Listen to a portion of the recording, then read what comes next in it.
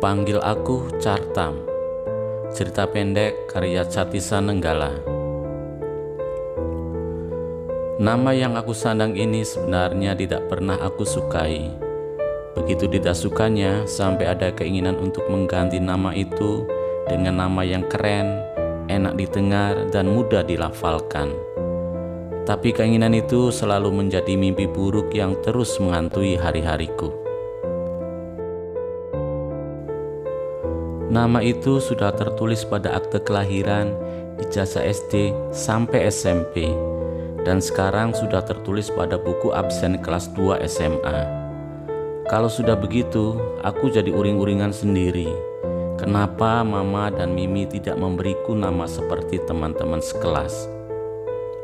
Nama-nama mereka ada yang menyamai nama penyanyi yang lagi naik daun, bintang film terkenal, dan nama-nama selebritis top lainnya. Sedangkan namaku tidak satupun menyamai nama selebritis itu.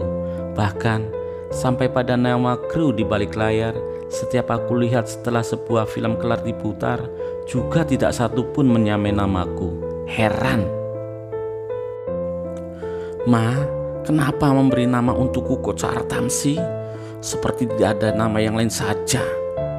Protesku setelah diterjang rasa kesal berkepanjangan. Cung, nama Cartam itu bukan nama sembarangan, tapi punya cerita khusus, jawab Mama. Diseruputnya lagi wedang tebruk dari muk yang menutupi sebagian wajahnya. Cerita apa, Ma? Tanyaku, lalu aku comot gorengan pisang yang tersaji di piring seng. Pengen tahu? Car itu berarti cari, sedangkan tam berarti tambahan. Jadi ceritanya waktu Kacung lahir dibantu ibu bidan, ongkosnya kurang. Terpaksa Mama cari tambahan dengan memberikan seekor ayam untuk tambahannya. Untungnya ibu bidan mau menerimanya. Begitu ceritanya, Cung. Hebat kan? Jelas Mama penuh semangat. Iya hebat, jawabku sambil berlalu pergi. Padahal hati ini gusarnya bukan kepalang.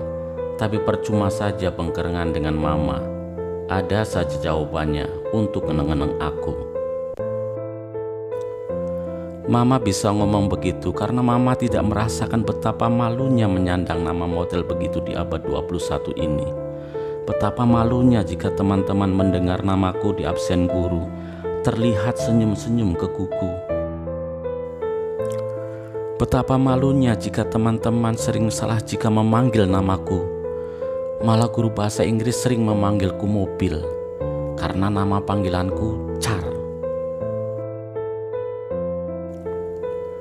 Di sekolah, namaku terkarantina, tidak terkenal, jarang disebut-sebut guru, yang lebih memilih menyebut nama-nama murid yang pintar, nama murid yang punya nyali gede melawan guru. Sedangkan aku, di sekolah ini kemampuan akademisku biasa saja, ditambah namaku termasuk barang langka. Jadilah aku sebagai murid jejek-jejek kelas saja.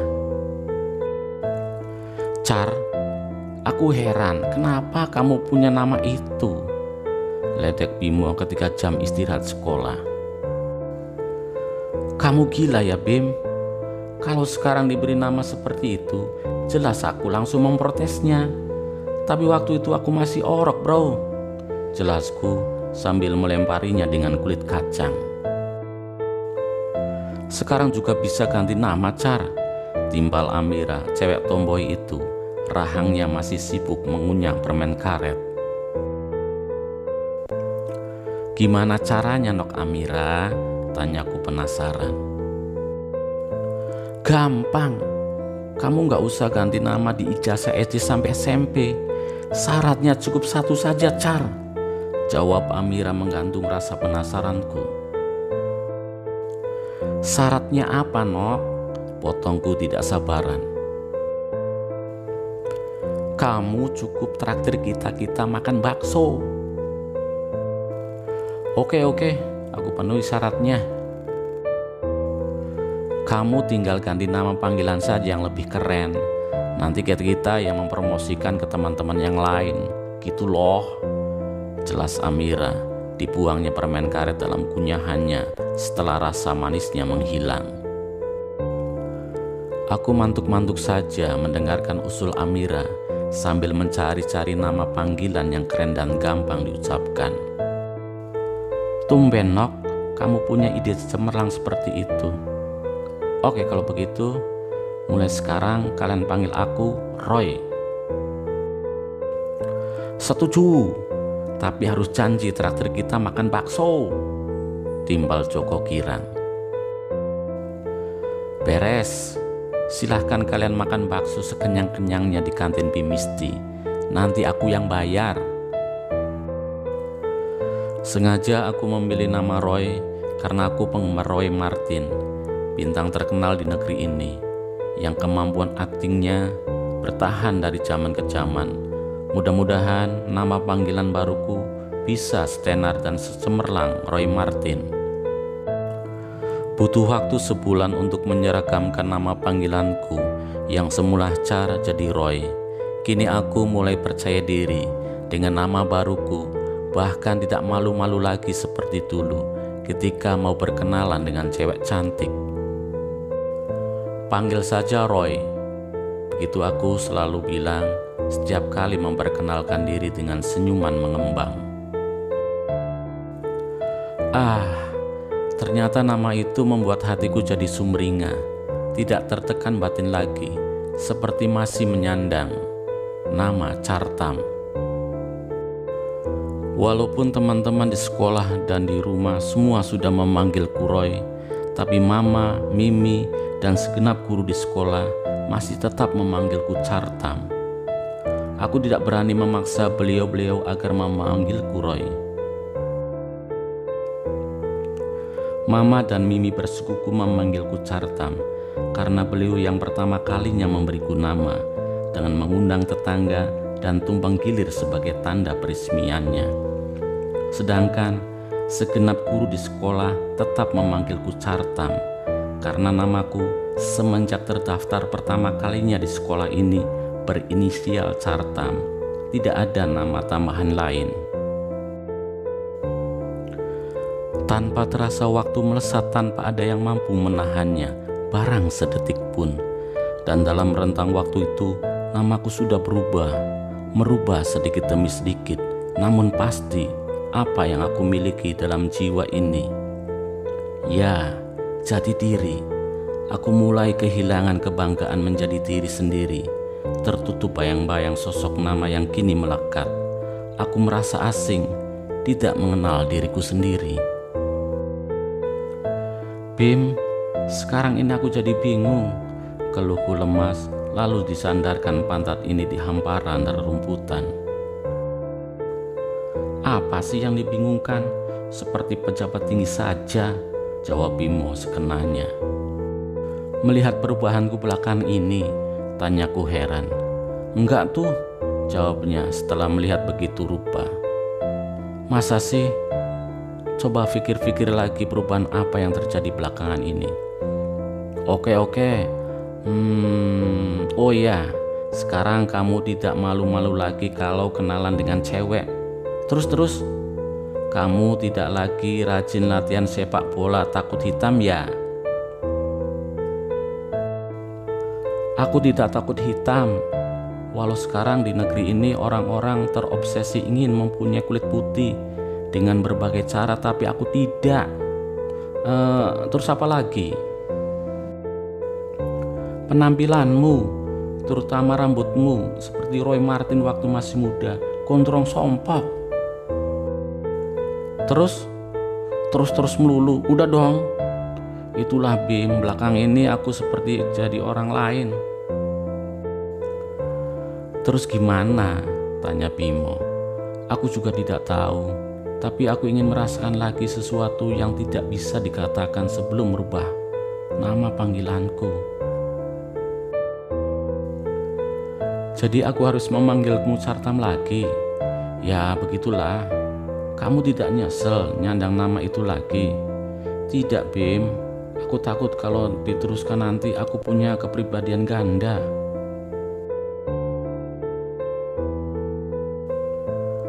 Kumpulan awan berarak pelan, lalu tersangkut di puncak Gunung Cermai yang tetap tegar berdiri dengan gagahnya.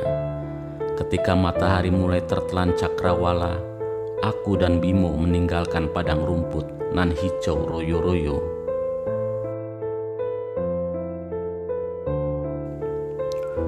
Mulai saat itu namaku kembali Cartam.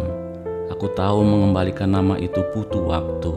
Aku tahu nanti teman-teman kembali sering salah jika nyebut namaku.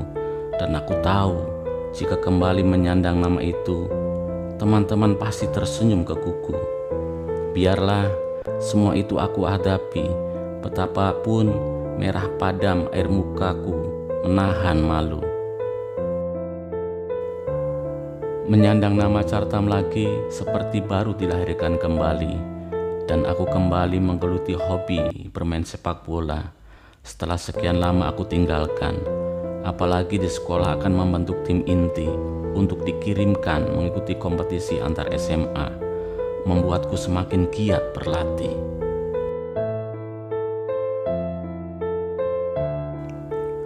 Setelah melalui seleksi cukup ketat, aku terpilih masuk tim inti kesebelasan sekolahku, dan bulan depan mulai bertanding dengan kesebelasan SMA lainnya. Sorak-sorai penonton kedua kesebelasan terdengar seperti dengungan kumpulan kumbang. Kedudukan babak kedua di menit-menit akhir masih tetap imbang 1-1. Sebagai kapten kesebelasan SMA-ku, aku terus memompa semangat juang teman-teman agar terus bermain mati-matian.